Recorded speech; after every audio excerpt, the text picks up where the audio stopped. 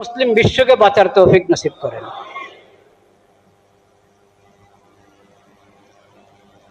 একটা শব্দ ব্যবহার করা হচ্ছে, কিন্তু ব্যবহার করে শব্দটা ব্যবহার করার পর মনে হচ্ছিল যে এই শব্দ থেকে বোঝা যাচ্ছে যে কাজটা যে গর্হিত, খারাপ, অন্যায়।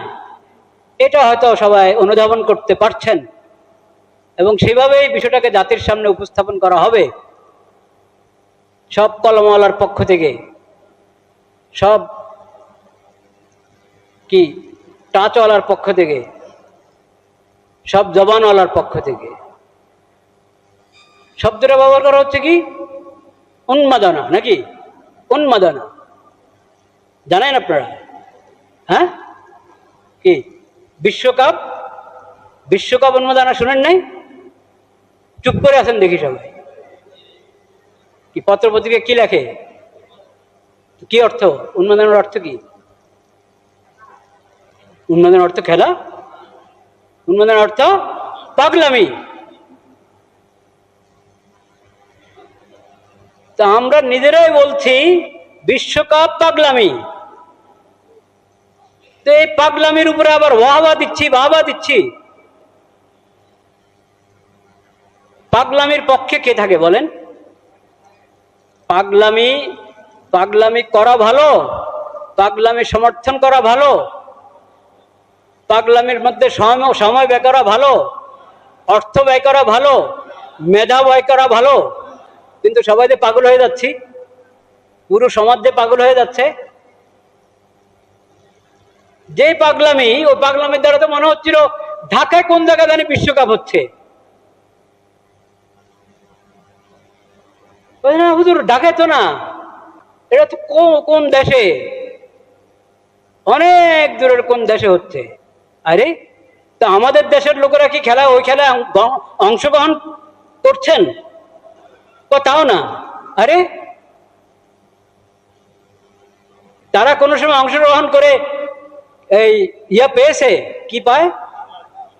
হ্যাঁ, কাপ পেয়েছে? হ্যাঁ, কোথাও কখনো পায় নাই। আচ্ছা, তো খেলার সুযোগও পায় নাই, কাপও পায় নাই, অংশগ্রহণ করতে না, এই দেশেও হচ্ছে না, তারপরেও এত পাগলামি। কোথায় যাবে এই জাতি? এই জাতির হাসর কি?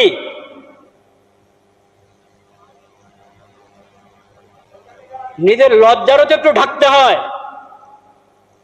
লজ্জাকে তো একটু ঢাকার দরকার। কিসের উপরে নাচ, কিসের উপরে আরেক জাতির পোশাক পরো, আরেক জাতির পতাকা অবলম্বন করো, পতাকা উত্তোলন করো।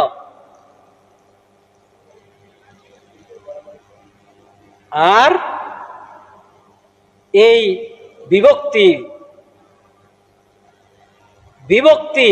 কিসের কারণে? আমি এই দলের এই খেলোয়াড়দের সাপোর্ট করি, ওরা ওই খেলোয়াড়দের সাপোর্ট করে। এরা কাকে সাপোর্ট করে? ব্রাজিলকে। আর ওরা দুই দেশের খেলোয়াড়দেরকে দুই গ্রুপ সাপোর্ট করে। এখন এই দুই গ্রুপের মধ্যে মারামারি হতে হবে, হাতাহাতি হতে হবে, খুনাখুনি হতে হবে। এটা কি স্বাভাবিকভাবে তো প্রশ্ন উঠবে যে খেলা নিয়ে কি খেল শুরু হলো? প্রশ্ন উঠবে কিনা? আমাদের দেশে খেলা নিয়ে এই কোন খেলা?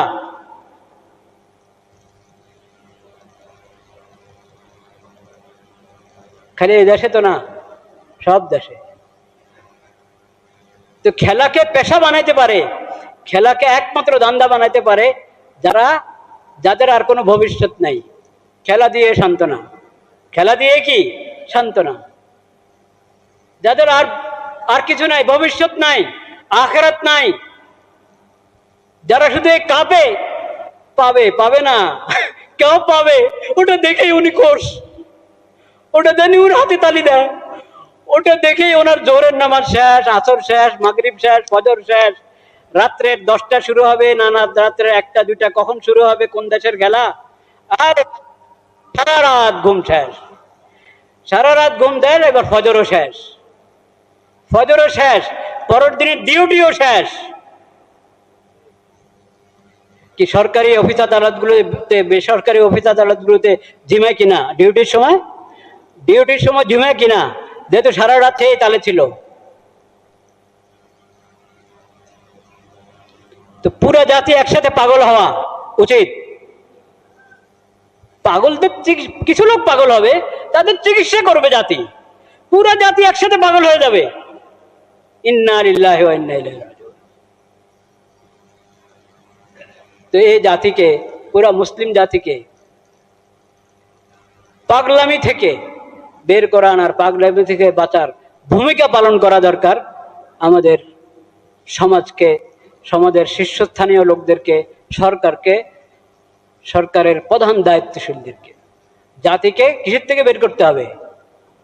পাগলামি থেকে বের করতে হবে। কিন্তু এই পাগলামি, এটা তো পাগলের পাগলামি না। পাগলের পাগলামি তো মাফ করা যায়, সুস্থ মানুষের পাগলামি মাফ করা যায়? এটা তো সুস্থ মানুষের পাগলামি, এটা তো সুস্থ মানুষের পাগলামি ভাইরা আমার। এই পাগলামিতে পড়ে না সময়ের কোনো দাম আছে, না মেধার কোনো দাম আছে, না অর্থের কোনো দাম আছে। সব কিছুর অপচয়, অপব্যয় হচ্ছে পুরা বিশ্বব্যাপী। আর নোয়াখালীতে একটা কথা আছে, নোয়াখালী মনে হয় সারা দেশে আছে, হইল নাচে বল নাচ, মানে এটার উচ্চারণটা আর কি নোয়াখালীর। হইল নাচে বল নাচে, লগে তেত্তিনিও নাচে। শোল মাছও লাভ দেয়, বোয়াল মাছও কি দেয় সাথে সাথে। এখন যদি বৈশা মাছ একবারে ছোট ছোট এগুলো যদি ওরকম নাচা শুরু করে, তো এটা নাচা হবে নাকি? তো ওরা তো আখিরাতের উপরে তাদের বিশ্বাস নাই।